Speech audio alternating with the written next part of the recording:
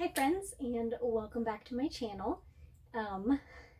Today is my April wrap-up because it is April 30th. And I have another really big stack, so again, just like last month, I'm not going to try and pick it up because, spoiler alert, I read 13 books, and a lot of them were really thick. So it's a really tall stack. I tried stacking it up on the little table I've got here next to me, and it literally came to here. There's no way I'm trying to lift that. So it's been separated into two separate piles for me to slowly whittle down as I talk about them. But none of that matters. I'm just rambling. So let's just dive on into my wrap up.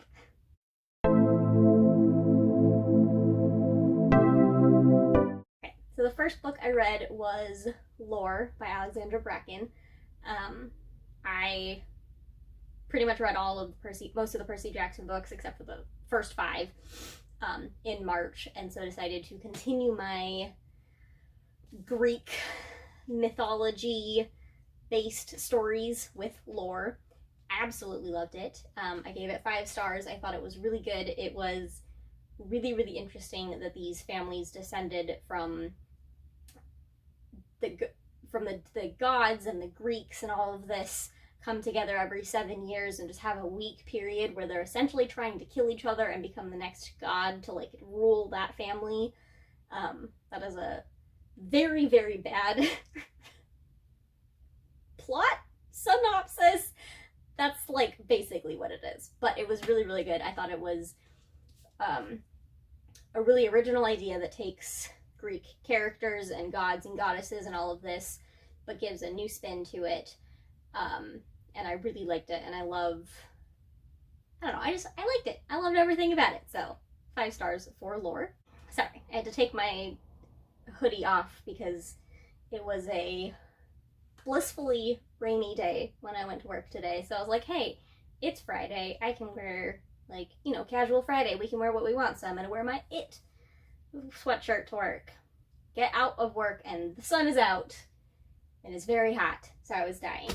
So I took the jacket off. But here we are. Anyway, so after Lore, I read Fox by Nadine Brandes. This one I read probably when it first came out, I think. Loved it, but I reread it because I bought the ink drink. I think they call it the Ink Drinker book box. So it was like, it's a copy of Fox with different items that are based on different things within this. So like one of them that I have right here is so there's a stone dagger in this that infects people, and so there is a letter opener that is based on the stone dagger, so it's kind of cool to read the book and get to open little goodies throughout. So like there was a bookmark, and there was a little keychain, and my favorite part was the oh my gosh, I can't think of the words. It's been a long week. Cinnamon scone mixture, and those scones were so good. Loved that. So I'm gonna poke my eye out with this if I'm not careful. But anyway, so I reread this one. It was a 5 star. I literally read it in one day. There was one day where it was the day after I got my second COVID vaccine, and I was feverish and nauseated, so I laid in bed all day and did absolutely nothing except for read, and it was really good. It was really nice to be able to sit and demolish a book in one day because it's been a really long time since I've done that. I've gotten to the point now where I don't actively choose to read. Even if I'm enjoying a book that I really want to read it, I still come home and choose to play The Sims or play Assassin's Creed or something. I'm not choosing to read. So it was really nice to sit down and actually read a book. So, wow. This is a very rambly wrap-up video. This is going to be a long one. But anyway, 5 stars for Fox. Then I read, spoiler alert, by Olivia Dade? I don't know. I really should have looked up pronunciations on last names before doing this video, but we're here now and it's too late. Anyway, it was really good. I don't normally read a lot of romance, but I'm trying to branch out a little bit in what I read so that I'm not just always reading young adult fantasy. So I got this one because the main character, he is an actor in a TV show based on a book series that's like a spin-off of the Aeneid. So it kind of follows Aeneas and his loves. Will admit I've never actually read the Aeneid, so I didn't recognize any of the names except for Aeneas, because I know that he is like Aeneas of Troy and his descendants eventually go on to form Rome. That's all I know of Aeneas. But that's that. And then she is a fan fiction writer for the show. Like she writes fan fiction about the book series and the TV show. And much like Game of Thrones, the TV show ruins the books. So there's kind of some drama there too. But it's really good because they end up going on a date. And everybody thinks like, oh, he's just being a really nice guy and going on a date with this plus size fan fiction writer who was so brave, which is bullshit. Who cares if she's not a size 0? She's not brave for posting her cosplay picture any more than somebody who's size 0 is. Anyway, that's not the point though. But it was a really sweet thing because then they do end up like having an actual relationship. But of course, there must be drama. But I felt like I saw the drama coming from a mile away. Like I even told my roommate, I know exactly what the drama is going to be. I know what the miscommunication is going to be, and it was exactly what I thought it was going to be. But it was still wrapped up really nicely, and it's a very, very good, gorgeous story, and I loved it. So 5 stars for spoiler alert. Then I went in the complete opposite of romance and read a horror novel. So I did, this is another thing I should have looked up. I think it's Devolution, but it could be like Devolution, because I don't know. That by Max Brooks, author of World War Z. But this one is Sasquatch and Washington State, so where I live. So a little bit weird. But yeah, the basic thing is that like this is the journal entries of somebody who moved to this super, super, super tiny little colony, because it's just like 13 houses in a circle, and the idea is that you're living in the middle of the woods, so you have to rely on each other and nature, and that's it. But of course, nature is a beast. And when Mount Rainier erupts and like blocks out all communication, so everybody in this little town, which is, I think it was like 90 minutes from Seattle, I think that was it, they cannot communicate with anybody because like all the power lines and all of that is down, so they have to survive with each other. And of course there are Sasquatch in the woods that are trying to attack because they're Sasquatch and they're wild animals. So this was really, really interesting because I don't know why, but I had always assumed that Sasquatch, which I totally believe is real, Bigfoot's a thing, it's totally real, but I always thought of him as more like a gentle giant type thing.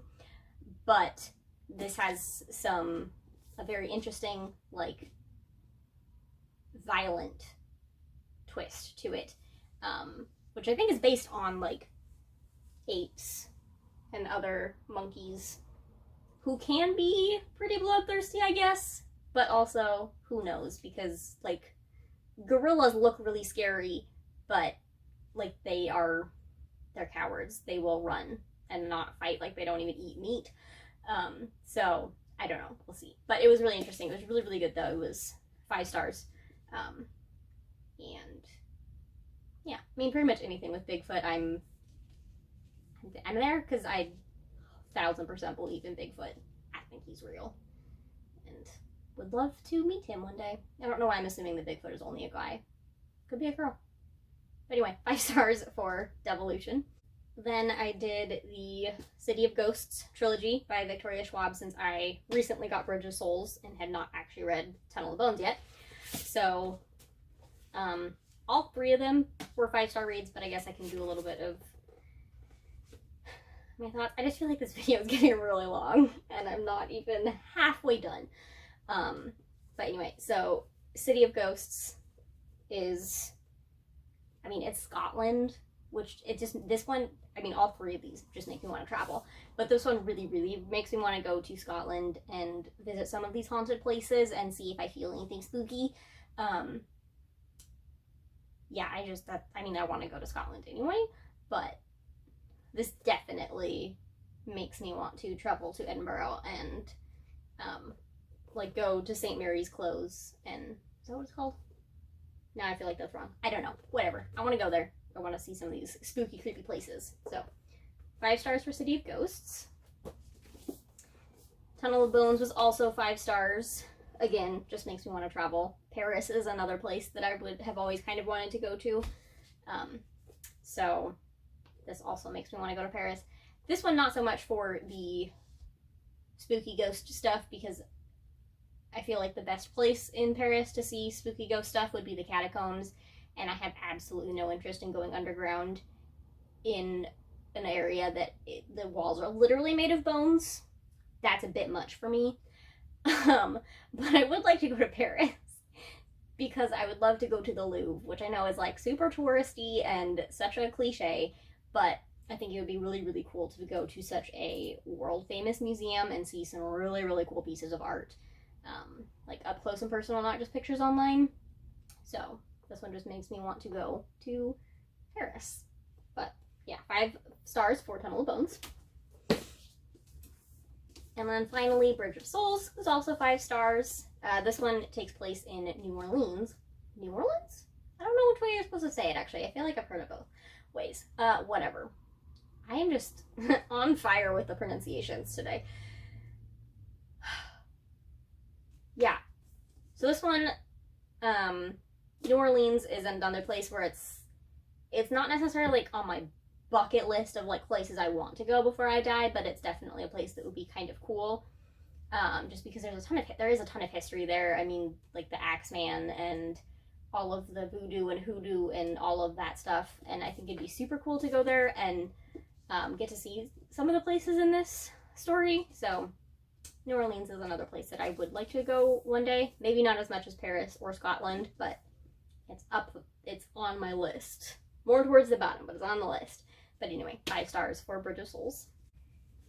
Then I did the Shadow and Bone trilogy because of Shadow and Bone coming out on Netflix, and I wanted to definitely reread Shadow and Bone because it had been forever, so that I would remember stuff. But then I was like, I might as well read all of the Grishaverse novels while I'm at it. So I did. So this series, I gave all 3 of them 4 stars. I did enjoy them, but there were little things that was just enough to like bump it down. So also, fair warning, my reviews for these are going to be spoilery. So if you have not read all of the books, you should just skip to the end of my video and I'll see you next month, because I'm gonna be I'm gonna be spoilery. I'm not going to, I mean, like, these ones have been out for like 6 years at this point, because I think Shadow and Bone was 2015.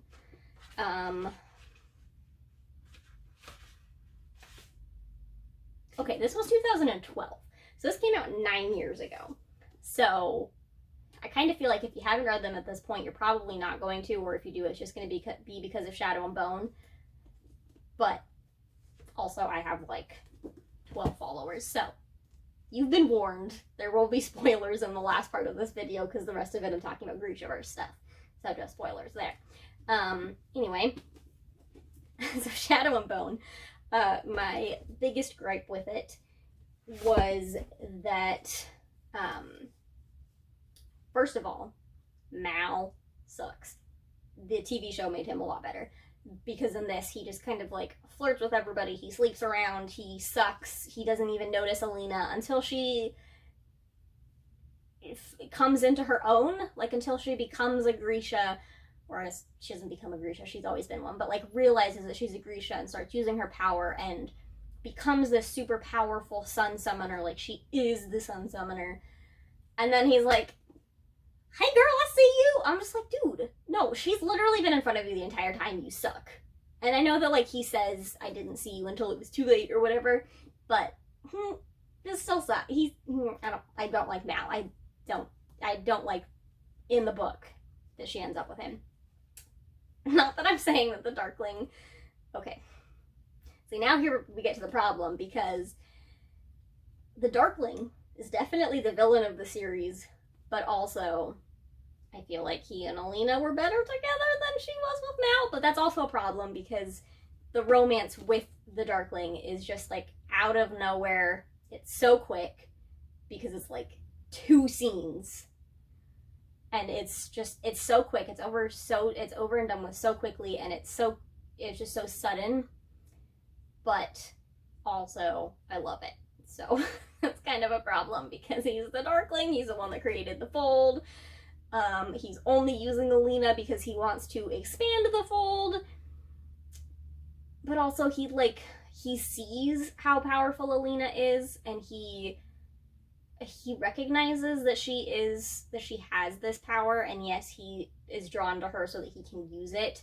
But I think part of him is also drawn to her because he likes her. I don't know. This is where I'm torn because he's the Darkling, he's the villain, but I also kind of like him with Alina. I'm kind of I guess I'm a Darklina shipper. I don't know.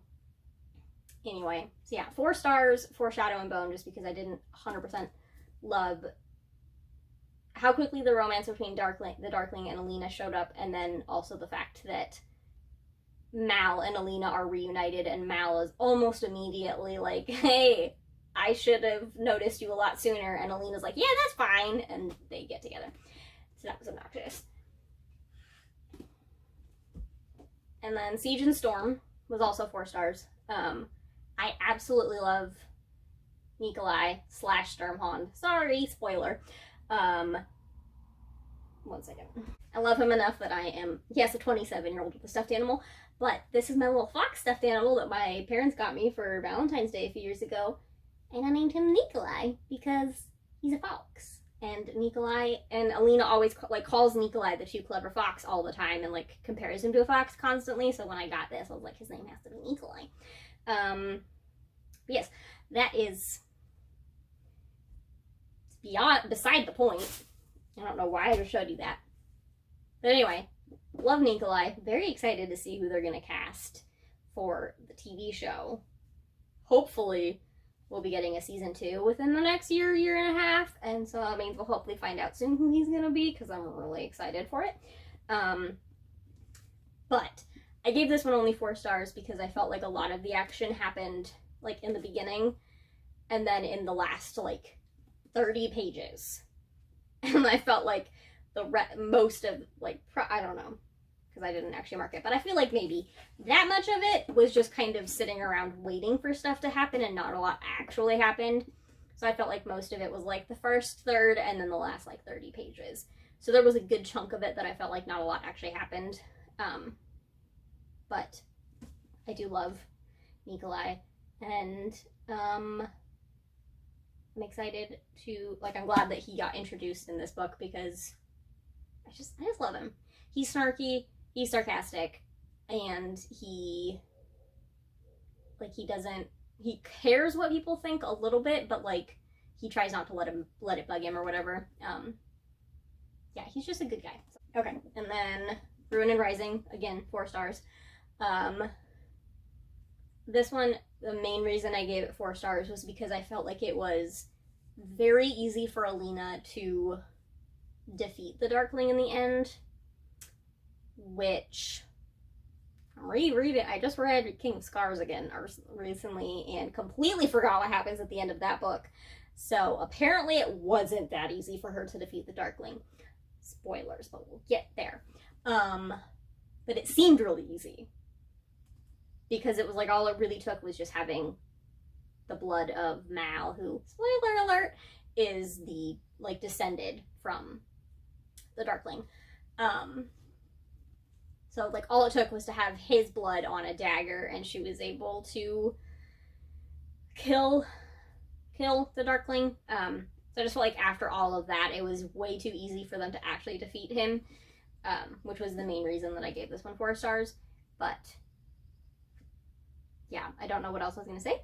So 4 stars for Ruin and Rising.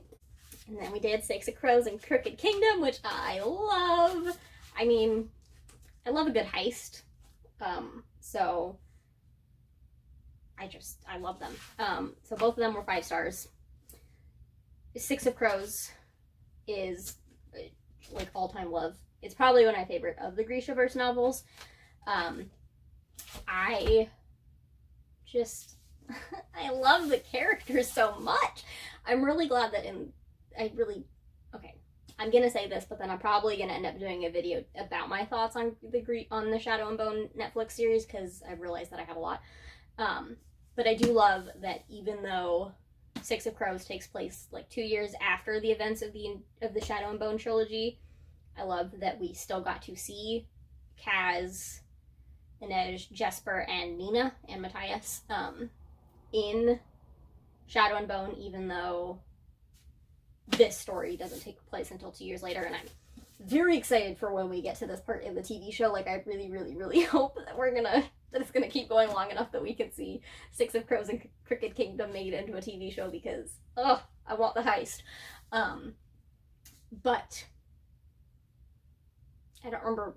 God, this is the worst. I don't know where I was going with that. Okay. So anyway, 5 stars for Six of Crows, because I absolutely love a good heist. And I love just the relationship between all of the characters. Like, just the fact that, I mean, they're teenagers. Like, they're all 16 or 17. And they're picked because it's just like, might as well. You guys are really good at, like, stealing from people and sleight of hand, so you might as well go in. And also, if something bad happens, first of all, no one's gonna believe that I would hire a group of teenagers to do this, and second of all, if you die, nobody's gonna miss you. So Van Eck sucks, but, like, smart decision on his part to pick the crows. Yeah, so it's good. I love a heist, and I love seeing the relationships between the characters kind of change over the course of it. Yeah, I don't know. I have a lot of feelings, but apparently not anything that I can put into words. It's been a long day. So 5 stars for that. And then Crooked Kingdom was also 5 stars. And I love the red edges too, which has nothing to do with my rating on it. Yeah. Whoops. I don't know. Okay. So yeah, 5 stars for Crooked Kingdom. I just love how it really builds on the relationships from Six of Crows, and I do also love that most of it is Kaz just trying to get Inej back without, like, admitting that he's missing Inej, because he's Kaz Brecker. He's the bastard of the barrel. He can't admit that he needs anybody. But it's like, dude, we know why you're doing this. And I love it, because he would never admit it, but he will do anything to get Inej back. And I love them. I know that their relationship will never actually go anywhere, because Inej has trauma from her time at the menagerie, and Kaz can't stand touching people. So they are doomed to never be happy together romantically. But I still love them, because I would like to think that at some point in the future they can make it work. But also, we never see them. We're probably not going to see them again. So I think this is the ending of their story, sadly. But anyway, 5 stars for Crooked Kingdom. And then we had King of Scars. I really do like this book. Just like to preface that, because first of all, Nikola, and as I've said, I love him. And then also getting to know Zoya better is really nice too, because in the Grishaverse trilogy, like, we see her, but we see her through Alina's eyes, and Alina pretty much doesn't like her right off the bat, because Zoya is the Grisha who was, like, hanging out of a carriage and flirted with Mal, and Mal allowed it, and then Zoya made comments about how, like, implying that she and Mal had slept together, but it was never actually confirmed. They probably did, because Mal sucks, like I said. But anyway, so, like, we see her through Alina's eyes, and so because Alina doesn't really like her because of that, we definitely I feel like we kind of probably feel that way about Zoya. So it's really nice to get to see her in this and have stuff from her point of view so we get to know her better. And I really do like her. Like, she has a pretty tragic backstory.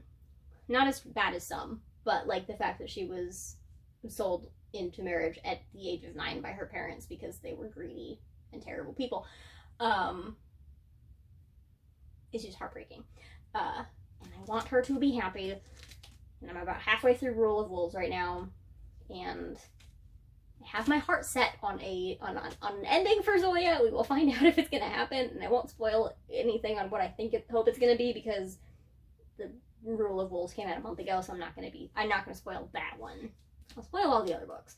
But anyway, so Nikola, Zoya, and then Nina, who I loved from Six of Crows and Crooked Kingdom, and it's really nice to get to know her again and get to see how she is handling the fact of Matthias's death and dealing with that and dealing with her grief and how she is coping. And I think she does a really, really good job of it, even though she's like literally throwing herself into work to try and ignore the fact that she's grieving. But she also does learn how to use her new powers better, which I think is really important, and I'm loving that. But I did give it 4 stars because I felt like Nikola and Zoya's story, like their points of view, like their story goes together really well. And I think part of that is just because they are both in, oh god, what's the name of the capital? I should have been prepared for this.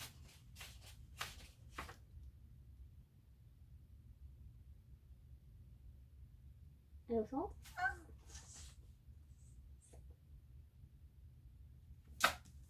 Okay, now I can't remember if they're in Osalta. I think it is. But anyway, so Nikolai's at the Grand Palace. Zoya's at the Little Palace with the Grisha. So like they're in the same location and they're working together a lot, and so obviously their stories go together. But then Nina is up in Fierda. She's kind of doing her own thing. And so I feel like her story doesn't connect as much to Nikolai and Zoya. And maybe part of that is just because of the fact that she's like in a different location and she is spying for the Ravkin government, but isn't like officially working on anything. She's just up there to find the perfect spot to bury Matthias, and also trying to get like information. But I don't know. So I gave it 4 stars just because I felt like it kind of felt like 2 separate stories to me. Like I felt like Nikolai and Zoya could have been one storyline while Nina could have been another one. But I'm also like I said earlier, halfway through Rule of Wolves, and that one, Nina's story is definitely connecting a little bit more to what's happening down in Ravka, just because she's actually able to get some information that helps the Ravkins, and then like the Fjerdan army just killed some people, which I was not expecting. It made me cry. It was very sad. But like then Nina, in the next chapter, Nina finds out about it, and so she is mourning that because more people died. So I just feel like the storylines are working, like I feel like they're more connected in second one. But anyway, first one, not so great. But yeah, but I do like getting to see some of these characters from the other trilogies again, because then we've got Zoya, Jenya, and David, and Adric, and like Tolia, Tamar, all those people. Like you get to know them a little bit with Alina, but not much, because some of them were only in parts of like Adric was a very, very small part. Nadia was a pretty small part. Jenya and David were a little bit bigger, even though David's just kind of there because he's not a people person. He is definitely very science-minded. Not that that's a bad thing. Just want to preface. But anyway, so it's really nice to see them again and get to know them better in this. And I'm also liking the new characters, such as, I think it's Hannah. It's an interesting spelling, Hanne, but I think it's Hannah, who is, spoiler, the daughter of Jarl room. I think that's how you say it. The Druskeli. I should have looked up pronunciations of these things, but I didn't, and here we are. But the like leader of the Druskeli, so what Matthias was, so the Grisha hunters. So that was kind of interesting because I'd completely forgotten that when I read King of Scars when it first came out, which I think was 2019. Now I'm gonna look.